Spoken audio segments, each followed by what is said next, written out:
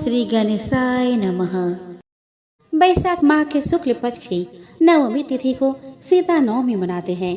इस तिथि को माता सीता का जन्म हुआ था। इस वजह से इस दिन को सीता जयंती भी कहते हैं। सीता जी का पिता मिथिला के राजा जनक जी थे, इसीलिए सीता जी को जानकी भी कहा जाता है। इस तरह से सीता नवमी जानकी नवमी के नाम से भी जानी जाती है। सीता नवमी राम नवमी से ठीक एक माह बाद आती है। चैत्र शुक्ल नवमी को भगवान राम का जन्म हुआ था और बैसाख शुक्ल नवमी को माता सीता की उत्पत्ति हुई थी। तो नमस्कार दोस्तों, इस वीडियो में हम आपके लिए लेके आए हैं सीता नवमी की तिथि, पूजा मुहूर्त, शुभ योग एवं कथा। हिंदू कैलेंडर के अनुसार इस साल बैसाख माह के शुक्ल पक्ष की नवमी तिथि का प्रारंभ 28 अप्रैल दिन शुक्रवार को शाम 4:01 से हो रहा है। यह तिथि अगले दिन 29 अप्रैल शनिवार को शाम 6:02 पर खत्म हो जाएगी। ऐसे में उदया तिथि के मान्यता के अनुसार सीता नवमी 29 अप्रैल को मनाई जाएगी। सीता नवमी 2023 पूजा मुहूर्त 29 अप्रैल को सीता नवमी के दिन पूजा का शुभ मुहूर्त सुबह 10:19 से प्रारंभ हो रहा है और यह दोपहर 12:56 तक रहेगा। ऐसे में सीता नवमी के दिन पूजा के लिए 2 घंटे 37 मिनट का समय मिलेगा। इस साल 29 अप्रैल को सीता नवमी वाले दिन रवि योग बना है। इस दिन रवि योग दोपहर 12:47 से प्रारंभ हो रहा है और यह अगले दिन 30 अप्रैल को सुबह 5:05 तक है। इस दिन का शुभ समय यानी अभिजीत मुहूर्त दिन में 11:12 से दोपहर 12:04 तक है। आइए अब एक झलक डाल लेते हैं सीता नवमी का महत्व के बारे में। तो सीता नवमी के दिन सुहागन महिलाएं व्रत रखती है और माता सीता के साथ भगवान श्री राम की पूजा करती है। इस व्रत को करने से सौभाग्य की प्राप्ति होती है, पति को लंबी आयु प्राप्त होती है। सीता नवमी के दिन सुहागन महिलाएं माता सीता को श्रृंगार के सामग्री अर्पित करे, इससे उनको अखंड सौभाग्य प्राप्त होगा। सुखी दाम्पत्य जीवन के लिए पति और पत्नी साथ में माता सीता और भगवान राम की पूजा करे, इससे वैवाहिक जीवन सुखद और शांतिपूर्ण रहेगा।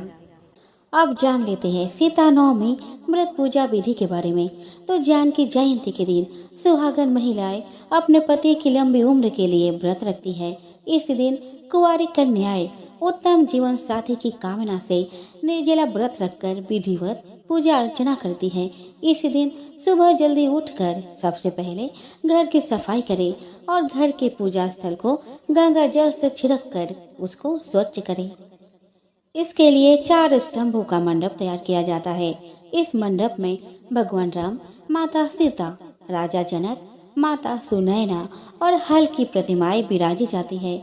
इसके बाद प्रतिमा के सामने एक कलश की स्थापना करें और व्रत का संकल्प ले। ध्यान रहे, पूजा शुरू करने से पहले भगवान श्री गणेश और माता गौरी जी की भी पूजा करनी चाहिए, क्योंकि गणेश भगवान प्रथम पूज्य भगवान है। इसके बाद श्री राम और माता सीता को सिंदूर, कुमकुम, अक्षत, अबीर, गुलाल, मेहंदी, हल्दी अर्पित करें एवं पंचमेवा, पंचामृत, फल, मिठाई आदि का भोग लगाए। पूजन करते समय पीले फूल, वस्त्र और 16 श्रृंगार का सामान माता सीता को चढ़ाए। सबसे पहले गणपति की आरती करनी चाहिए। उसके पश्चात दीप और धूप बत्ती लगाए और राम सीता की पूजा करें। पूजन करते समय श्री सीताय नमः और श्री सीता रामाय नमः मंत्रों का जाप करें। भोग में पीली चीजों को अर्पित करें। उसके बाद माता सीता की आरती करें और मंगल गीत गाए। अंत में भगवान से अपने सुहाग की लंबी आयु व परिवार की सुख समृद्धि की कामना करें।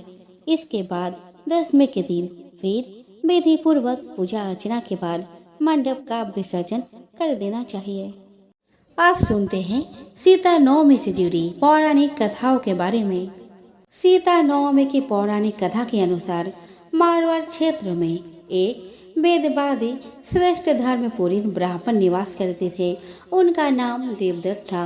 उन ब्राह्मण की बड़ी सुंदर रूप गर्विता पत्नी थी। उनका नाम शोभना था। ब्राह्मण देवता जीविका के लिए अपने ग्राम से अन्य किसी ग्राम में भिक्षाटन के लिए गए हुए थे। इधर ब्राह्मणी कुछ संगत में फंसकर व्यभिचार में प्रवृत्त हो गई। अब तो पूरे गांव में उसके इस निंदित कर्म की चर्चाएं होने लगी। परंतु उस दुष्टा ने गांव ही जलवा दिया। दुष्कर्म में रत होने वाली यह दुर्बुद्धि मरी तो उसका अगला जन्म चांडाल के घर में हुआ। पति का त्याग करने से वह चांडालनी बनी। ग्राम जलाने से उसे भीषण कुष्ठ हो गया तथा व्यभिचार कर्म के कारण वह अंधी भी हो गई। अपने कर्म का फल उसे भोगना ही था। इस प्रकार वह अपने कर्म के योग से दिनों दिन दारुण दुख प्राप्त करते हुए देश देशांतर में भटकने लगी। एक बार देव योग से वह भटकती हुई कौशलपुरी पहुंच गई। संयोगवश उस दिन वैशाख मास शुक्ल पक्ष की 9वीं तिथि थी, जो समस्त पापों का नाश करने में समर्थ है।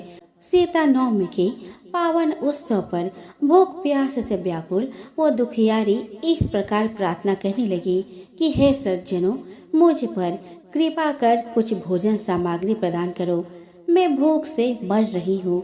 ऐसा कहती हुई वह स्त्री श्री कनक भवन के सामने बने 1000 पुष्प मंडित स्तंभों से गुजरती हुई उसमें प्रविष्ट हुई। उसने पुनः पुकार लगाई कि भैया, कोई तो मेरी मदद करो, कुछ भोजन दे दो। इतने में एक भक्त ने उसे कहा कि देवी, आज तो सीता नवमी है, भोजन में अन्न देने वालों को पाप लगता है, इसीलिए आज तो अन्न नहीं मिलेगा। कल पारना के समय आना, ठाकुर जी का प्रसाद भरपेट मिलेगा। किंतु वह नहीं माने। अधिक कहने पर भक्त ने उसे तुलसी एवं जल प्रदान किया। वह पापिनी भूख से मर गई। किंतु इसी बहाने अनजाने में उससे सीता नवमी का व्रत पूरा हो गया। अब तो परम कृपालिनी ने उसे समस्त पापों से मुक्त कर दिया। इस व्रत के प्रभाव से वह पापिनी निर्मल होकर स्वर्ग में आनंद पूर्वक अनंत वर्ष तक रही। तत्पश्चात वह कामरूप देश के महाराज जय सिंह की महारानी कामकला के नाम से विख्यात हुई। उस महान साध्वी ने अपने राज्य में अनेक देवालय बनवाए, जिनमें जानकी रघुनाथ की प्रतिष्ठा करवाई। इसी दिन जानकी स्तोत्र, रामचंद्र अष्टकम, रामचरितमानस आदि का पाठ करने से मनुष्य के सभी कष्ट दूर हो जाते हैं। अतः सीता नवमी पर जो श्रद्धालु माता जानकी की पूजन अर्चन करते हैं, उन्हें सभी प्रकार की सुख सौभाग्य प्राप्त होते हैं। कथा यह है कि माँ लक्ष्मी जी का अवतार सीता माता अपने पिछले जन्म में मोनी कृष्णध्वजा की बहुत ही सुंदर पुत्री वेदावती थी। वे भगवान विष्णु की भक्त थी। वे हर समय केवल उनकी पूजा में ही लीन रहती थी। उनका प्रण था कि वे भगवान विष्णु के अतिरिक्त किसी और से विवाह नहीं करेंगे। उनके पिता एक ऋषि थे। वे अपनी बेटी की इस प्रण को अच्छी तरह से जानते थे। उन्होंने कभी अपने पुत्री को अपना मन बदलने के लिए विवश नहीं किया। पुत्री की इच्छा का सम्मान करते हुए उन्होंने पुत्री के लिए आए अनेकों शक्तिशाली राजाओं और देवताओं के रिश्तों को मना कर दिया। मना किए गए रिश्तों में से एक रिश्ता दैत्य के शक्तिशाली राजा शंभु का भी था। रिश्ते के लिए ना मिलने पर दानव शंभु ने इसे अपना अपमान समझा और अपने अपमान का बदला लेने के उद्देश्य से मौका देखकर वेदावती के माता पिता का वध कर दिया। अपने माता पिता की मृत्यु के बाद वेदावती संसार में बिल्कुल अकेली और अनाथ ही हो गई। वे अपने पिता के आश्रम में रहने लगी और सारा समय भगवान विष्णु का ध्यान करने लगी। वेदावती बहुत ही खूबसूरत थी और उनकी तपस्या में उन्हें पहले से भी अधिक सुंदर बना दिया था। एक बार लंका के राजा रावण ने उसे जंगल में भगवान विष्णु के लिए तपस्या करते हुए देखा तो वेदावती की सुंदरता पर मोहित हो गया। उसने वेदावती के समक्ष विवाह का प्रस्ताव रखा, परंतु उसे भी ना में ही जवाब मिला। ना में जवाब मिलने पर रावण ने वेदावती की तपस्या भंग कर दी। और उनके बालों को पकड़कर उन्हें घसीटने लगा। रावण के इस कुकृत्य से क्रोधित होकर वेदावती ने अपने बाल काट दिए और कहा कि वह वही उसकी आंखों के सामने ही अग्नि में कूदकर अपने प्राण को त्याग करेगी। अग्नि में प्रवेश करते समय वेदावती ने कहा, रावण ने इस जंगल में उन्हें अपमानित किया है। वह दोबारा से जन्म लेकर उसके विनाश का कारण बनेगी। वह वेदावती ही थी जो सीता के रूप में जन्मी और राम जी के माध्यम से रावण के विनाश का कारण बनी। जब वेदावती का जन्म सीता जी के रूप में हुआ, वे मिथिला नरेश राजा जनक को उनके खेतों में जुताई करते समय भूमि पर लेटी हुई मिली। उनकी दैविक सुंदरता से प्रभावित होकर राजा जनक ने उन्हें पुत्री के रूप में स्वीकार कर लिया। देवी सीता को जानकी, वैदेही, मैथिली तथा अन्य नामों से भी जाना जाता है। वे राजा जनक को भूमि पर पड़ी हुई मिली, इसीलिए उन्हें भूदेवी की संतान भी माना जाता है। राम आए, लक्ष्मण आए, देश के पुजारी आए, नित्य नेम का नेम मिलाए। आओ राम, बैठो राम, माखन मिश्री खाओ राम, दूध बतासा पियो राम, सुत के पल का पोटो राम, साल दो साला और हो राम। राम सवारे सबके काम, खाली घर भंडार भरेंगे, सबका बेड़ा पार करेंगे। जय श्री राम, जय जय राम। यह कहानी सीता माता कहती थी और श्री राम इसे सुना करते थे। एक ही दिन श्री राम भगवान को किसी काम के लिए बाहर जाना पड़ गया तो सीता माता कहने लगी कि भगवान, मेरा तो 12 वर्ष का नित्य नेम है। अब आप बाहर जाएंगे तो मैं अपनी कहानी कैसे सुनाऊंगी। श्री राम ने कहा कि तुम कुएं के पाल पर जाकर बैठ जाना और वहाँ जो औरतें पानी भरने आएंगे उन्हें अपनी कहानी सुना देना। सीता माता कुएं के पाल पर जाकर बैठ जाती है। एक स्त्री आई, उसने रेशम की जरी की साड़ी पहन रखी थी और सोने का घड़ा ले रखा था। सीता माता उसे देखकर कहती है कि बहन, मेरा 12 वर्ष का नित्यनेम सुन लो। पर वह स्त्री बोली, मैं तुम्हारा नित्यनेम सुनूंगी तो मुझे घर जाने में देर हो जाएगी और मेरी सास मुझसे लड़ेगी। उसने कहानी नहीं सुनी और चली गई। उसकी रेशम जरी की साड़ी फट गई, सोने का घड़ा मिट्टी के घड़े में बदल गया। सास ने देखा तो पूछा कि यह किसका दोस्त अपने सिर लेकर आ गई हो। बहू ने कहा कि कुएं पर एक औरत बैठी थी, उसने कहानी सुनने के लिए कहा, लेकिन मैंने सुनी नहीं, जिसका यह फल मिला है। बहू की बात सुनकर अगले दिन वही साड़ी और घड़ा लेकर सास कुएं के पाल पर गई। सास को वही माता सीता बैठी मिली तो माता सीता ने कहा कि बहन, मेरी कहानी सुन ले। सास बोली कि एक बार छोड़, मैं तो 4 बार कहानी सुन लूंगी। राम आए, लक्ष्मण आए, देश के पुजारी आए, नित्य नेम का नेम लाए। आओ राम, बैठो राम, माखन मिश्री खाओ राम, दूध बतासा पियो राम, सुत के पल का पोटो राम, साल 2 साला और हो राम। राम सवारे सबके काम, खाली घर भंडार भरेंगे, सबका बेड़ा पार करेंगे। जय श्री राम, जय जय राम। सास बोली कि बहन, कहानी तो बहुत अच्छी लगी। कहानी सुनकर सास घर चली गई और उसकी साड़ी फिर से रेशम जरी की बन गई। मिट्टी का घड़ा फिर सोने के घड़ा में बदल गया। बहू कहने लगी, सासू माँ, आपने यह सब कैसे किया? सास ने कहा कि बहू, तू दोष लगा के आई थी और मैं अब दोष उतार कर आ रही हूँ। बहू ने फिर पूछा कि वह कुएं वाली स्त्री कौन है? सास बोली कि वह सीता माता थी। वह पुराने से नया कर देती है, खाली घर में भंडार भर देती है। वह लक्ष्मी जी का वास घर में कर देती है। आदमी की जो भी इच्छा हो उसे पूरा कर देती है।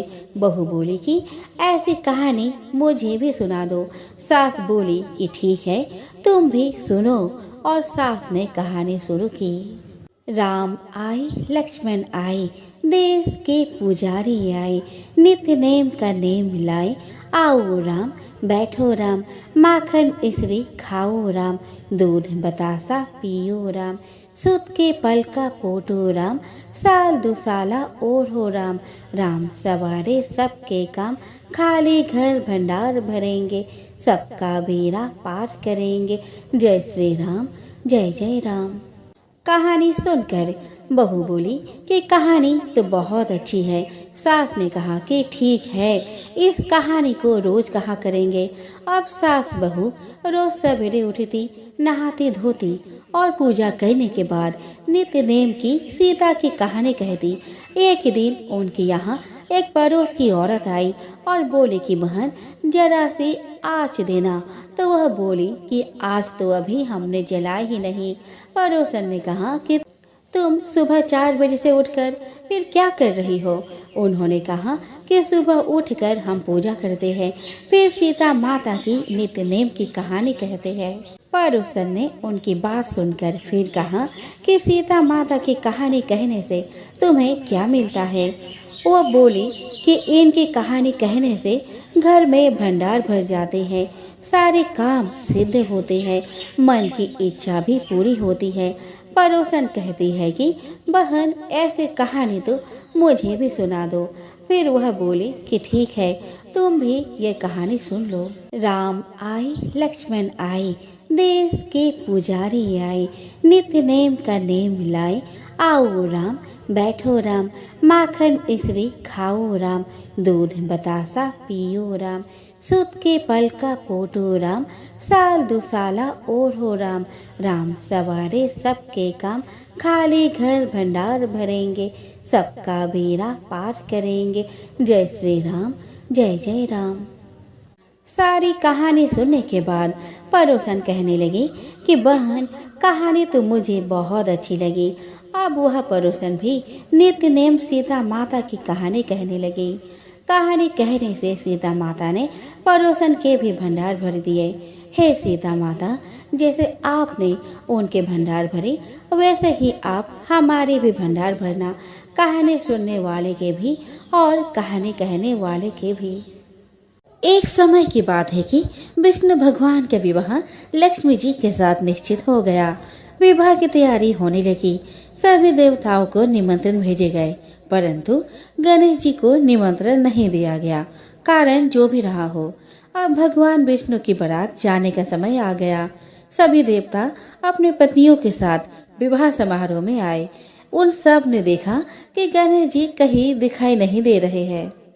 तब वे आपस में चर्चा करने लगे कि क्या गणेश जी को न्योता नहीं है या स्वयं गणेश जी नहीं आए हैं। सभी को इस बात पर आश्चर्य होने लगा। तभी सबने विचार किया कि विष्णु भगवान से ही इसका कारण पूछा जाए। विष्णु भगवान से पूछने पर उन्होंने कहा कि हमने गणेश जी के पिता भोलेनाथ महादेव को न्योता भेजा है। यदि गणेश जी अपने पिता के साथ आना चाहते हैं तो आ जाते, अलग से न्योता देने की कोई आवश्यकता भी नहीं थी। दूसरी बात यह है कि उनको 1.25 मन मूंग, 1.25 मन चावल, 1.25 मन घी और 1.25 मन लड्डू का भोजन दिन भर में चाहिए। यदि गणेश जी नहीं आएंगे तो कोई बात नहीं, दूसरे के घर जाकर इतना सारा खाना पीना अच्छा भी नहीं लगता। इतनी वार्ता कर ही रहे थे कि किसी एक ने सुझाव दिया, यदि गणेश जी आ भी जाए तो उनको द्वारपाल बनाकर बैठा देंगे कि आप घर का ध्यान रखना। आप तो चूहे पर बैठकर धीरे धीरे चलोगे तो बारात से बहुत पीछे रह जाओगे। यह सुझाव भी सबको पसंद आया तो विष्णु भगवान ने भी अपनी सहमति दे दी। होना क्या था कि इतने में गणेश जी वहां आ पहुंचे और उन्हें समझा बुझाकर घर की रखवाली करने बैठा दिया गया। बारात चल दी। तब नारद जी ने देखा कि गणेश जी तो दरवाजे पर ही बैठे हुए हैं, तो वे गणेश जी के पास गए और रुकने का कारण पूछा। गणेश जी कहने लगे कि विष्णु भगवान ने मेरा बहुत अपमान किया है। नारद जी ने कहा कि आप अपने मूषक सेना को आगे भेज दे तो वह रास्ता खोद देगा, जिससे उनके वाहन धरती में धंस जाएंगे।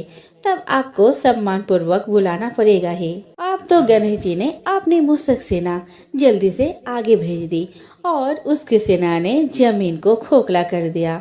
जब बारात वहां से निकली तो रथों के पहिए धरती में धंस गए। लाख कोशिश करे परंतु पहिए नहीं निकले। सभी ने अपने अपने उपाय किए परंतु पहिए तो नहीं निकले, बल्कि जगह जगह से टूट गए। किसी की समझ में नहीं आ रहा था कि अब क्या किया जाए। तब तो नारद जी ने कहा, आप लोगों ने गणेश जी का अपमान करके अच्छा नहीं किया। यदि उन्हें मनाकर लाया जाए तो आपका कार्य सिद्ध हो सकता है और यह संकट टल सकता है। शंकर भगवान ने अपने दूत नंदी को भेजा और वे गणेश जी को लेकर आए। गणेश जी का आदर सम्मान के साथ पूजन किया। तब कहीं रथ के पहिए निकले। अब रथ के पहिए निकल तो गए परंतु वे टूट फूट गए तो उन्हें सुधारे कौन। पास के खेत में एक हाथी काम कर रहा था। उसे बुलाया गया। हाथी अपना कार्य करने के पहले श्री गणेशाय नमः कहकर गणेश जी की वंदना मन ही मन करने लगा। देखते ही देखते हाथी ने सभी पहियों को ठीक कर दिया। तब हाथी कहने लगा कि हे देवताओं, आपने सर्वप्रथम गणेश जी को नहीं मनाया होगा और ना ही उनकी पूजा की होगी, इसलिए तो आपके साथ यह संकट आया है। हम तो मूर्ख अज्ञानी हैं, फिर भी पहले गणेश जी को पूजते हैं, उनका ध्यान करते हैं। आप लोग तो देवता गण हैं, फिर भी आप गणेश जी को कैसे भूल गए। अब आप लोग भगवान श्री गणेश जी की जय बोल कर जाए तो आपके सब काम बन जाएंगे और कोई संकट भी नहीं आएगा। एक बार माँ पार्वती स्नान करने गई। स्नान घर के बाहर उन्होंने अपने पुत्र गणेश जी को खड़ा कर दिया और उन्हें रखवाले का आदेश देते हुए कहा कि जब तक मैं स्नान कर खुद बाहर न आऊं, किसी को भीतर आने की इजाजत मत देना। गणेश जी अपनी माँ की बात मानते हुए बाहर पहरा देने लगे। उसी समय भगवान शिव माता पार्वती से मिलने आए, लेकिन गणेश भगवान ने उन्हें दरवाजे पर ही कुछ देर रुकने के लिए कहा। भगवान शिव ने इस बात से बेहद आहत और अपमानित महसूस किया। गुस्से में उन्होंने गणेश भगवान पर त्रिशूल का वार किया, जिससे उनकी गर्दन दूर जा गिरी। स्नान घर के बाहर शोरगुल सुनकर जब माता पार्वती बाहर आई तो देखा कि गणेश जी का गर्दन कटी हुई है। यह देखकर वह रोने लगी और उन्होंने शिव जी से कहा कि गणेश जी के प्राण फिर से वापस कर दो। इस पर शिव जी ने एक हाथी का सिर लाकर गणेश जी को लगा दिया। इस तरह से गणेश भगवान को दूसरा जीवन मिला। तभी से गणेश जी की हाथी की तरह सूंड होने लगी।